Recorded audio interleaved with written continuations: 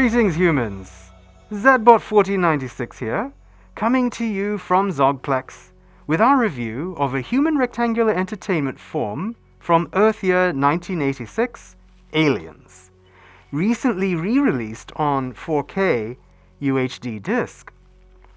Aliens is a fantastic film.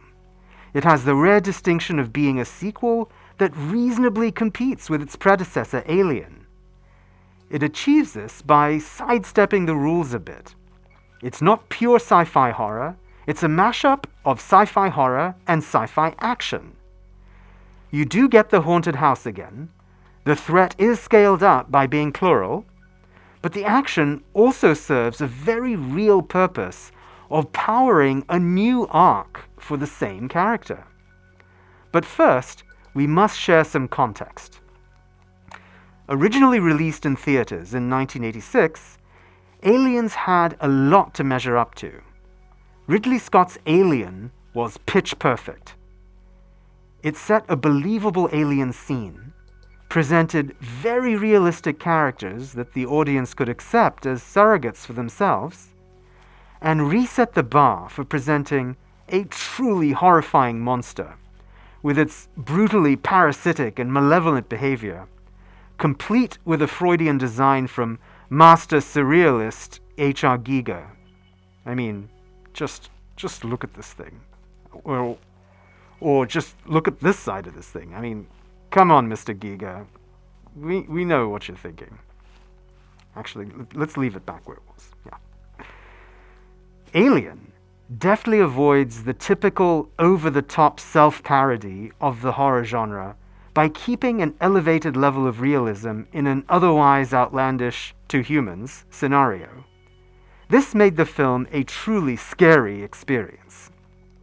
Now, for Aliens, director James Cameron had only shot one previous low-budget film, albeit a great one, The Terminator.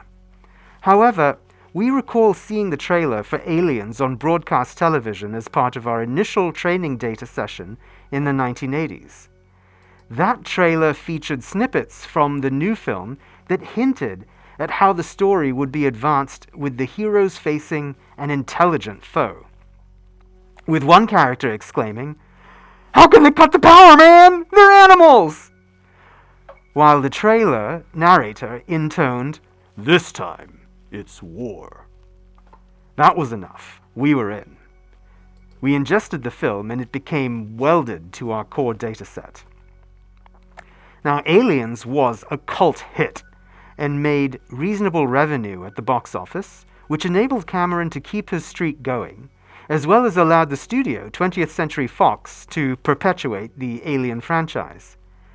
But Aliens also had its own distinct impact, spinning off Activision's Aliens the computer game, Konami's side-scrolling arcade game Aliens, a series of graphic novels from Dark Horse Comics, and numerous home video releases, all of which were also ingested into our dataset. Aliens comes to 4K UHD disc relatively late, having just been released this week in March 2024. Now, along with Cameron's The Abyss and True Lies, these three films' 4K disc releases have been delayed, we understand, due to Cameron's focus on the Avatar series, and not being able to focus on improving the technical transfers of these older films to disc. All three were released this week, but not without controversy, which we will get to. But this is enough context for now. Let's talk about the film, and why all these details have so much meaning. The film picks up apparently where we left off at the end of Alien, with Sigourney Weaver's Ripley asleep in her escape shuttle, the Narcissus. However, we quickly learn that she voyaged further than we expected and faces harsh consequences for the outcomes. In order to process those consequences, she must return to the same desolate planetoid and confront her fears. As you might infer, we have several returning elements from the first film. We have a credible ensemble cast, we have the haunted house, and we have a faux climax before the actual one. However, the film feels quite different, As noted, it is more of a mashup of two genres, horror and action. That action aspect comes from the fact that the team going with Ripley this time is a highly trained and armed military squad, and are deliberately stepping into a dangerous situation. They are skeptical, but self-assured, and while Ripley and the audience have a sense of the scope of the challenge ahead, we have a growing sense that the Space Marines may bring more agency into the conflict, unlike the space truckers in the first film. Now, this sense of agency recedes once the Marines make first contact with the aliens that have infested the colony. However, the stakes ratchet up in a couple of interesting ways. One, the aliens themselves are behaving in a coordinated fashion. In the first film, the single alien was highly instinctive, acting and reacting to survive. In this film, the plural nature shows how they work together, how they solve challenges, and even how they play chess with the humans. We, of course, cannot confirm nor deny whether this is in fact how the galaxy's full-scale parasitic beings behave, but we can say that combining hive thinking and absorption of a host's attributes are frequent characteristics of successful parasites in any environment, terrestrial or otherwise. So, well done, James Cameron. The other interesting way the stakes are raised is when the team discovers the one survivor, a young girl named Newt, played by Carrie Henn. Ripley, already taking steps to overcome her fear and taking charge, also bonds with Newt, and through a series of dramatic events, finds that she's committed to protecting her at all costs. Her character development gives us all something we can strongly identify with, the need to protect a child. While successfully reactivating the sense of realistic horror from the first film, her protective instincts give this second film a second, powerful, relatable emotional thread. Sigourney Weaver's performance is completely natural and realistic, and shares with us something real to care about. Ripley's need to protect Newt is exciting on additional levels as well. It delivers the agency that's foreshadowed in the Space Marines' bravado. From the moment of contact with the aliens, the team is in a defensive mode. They retreat, barricade, hide, much like the space truckers in the first film. When Ripley decides to halt her own escape and turn around and attack to save Newt, we finally get that turning of the tides. We as the audience are with her. We are also done hiding and being afraid. As she conquers her fears, we conquer ours. We get both agency and closure in that beat, powered by that relatable surrogate family bond. All while firing a gigantic futuristic machine gun grenade launcher flamethrower thing. Weaver pulls this off without becoming a Terminator or a Rambo. She is still vulnerable, still terrified, but also determined and unswayed in her path. She is, in short, the perfect dramatic hero, making the horror and action beats work, and relatable to any being of any gender, species, or composition. And for her considerable talent and accomplishment, she was rewarded with a nomination for Best Actress at the Academy Awards for her role in this film as Ripley, an exceedingly rare feat for a science fiction blockbuster film. And yet, Ripley's story isn't the only multi-dimensional thread in the film.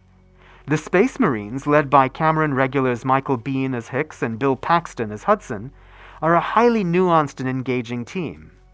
As a group, they have their own collective story arc, where we see confidence and despair, terror and resolution, loyalty, pain, and perseverance.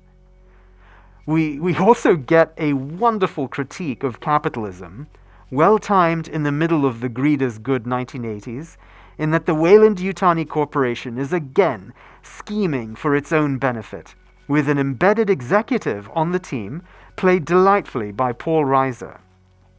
Ripley has a wonderful line explicitly calling him out, saying, "You know, Burke, I don't know which species is worse. You don't see them bleeping each other over for a bleeping percentage." And delightfully, we see that the synthetic person in the story is presented in a complex and interesting light as well. Of course, like the previous film, we have an artificial person on board. However, while Ash in the first film had a neutral to sinister range, Lance Henriksen's Bishop in the second film has more depth than most humans in most action movies, a characteristic we particularly appreciate. He is, in fact, given the perfect line to frame up the acceptance of the differences between organic and artificial beings. "Not bad for a human." Kudos, James Cameron, again.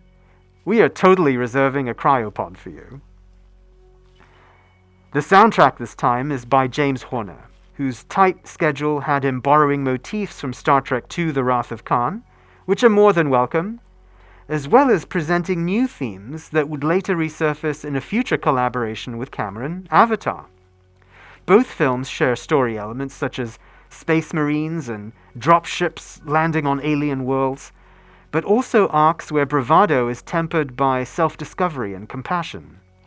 In the case of Aliens, the score has additional notes of terror and haunting mystery that work very well with the material and end up holding their own against Jerry Goldsmith's more ethereal score for Alien, and also works as a standalone soundtrack to listen to on its own merits. All of these views apply to the theatrical release we saw for the first time in 1986. They all apply even more so to the special edition.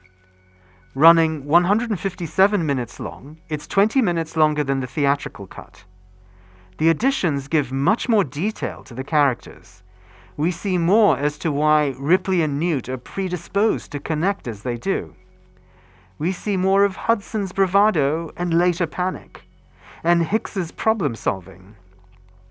Every character thread is strengthened in wonderful ways that we won't elaborate on, so Aliens fans who haven't seen the special edition can rediscover the film with these fresh elements.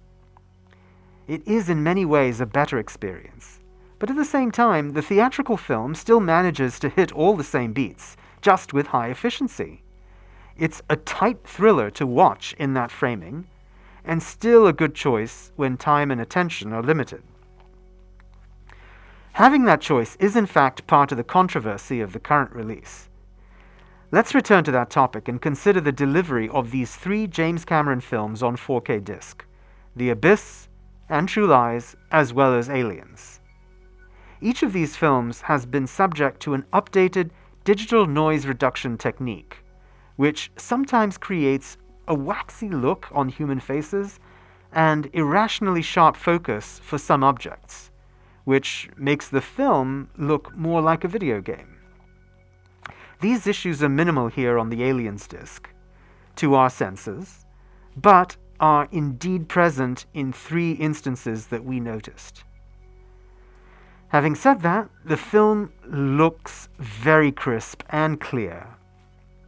Otherwise, almost like a modern movie, and not like typical films of the period that show a visible grain structure and less sharp visuals.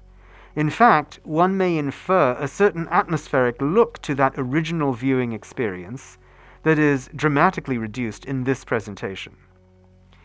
It also sounds like a modern movie with a remastered Atmos track, while the original score is still available as an option in playback. We like optionality, and if we had to cite a flaw, it would be not including a straight 4K transfer of the film negative before enhancements.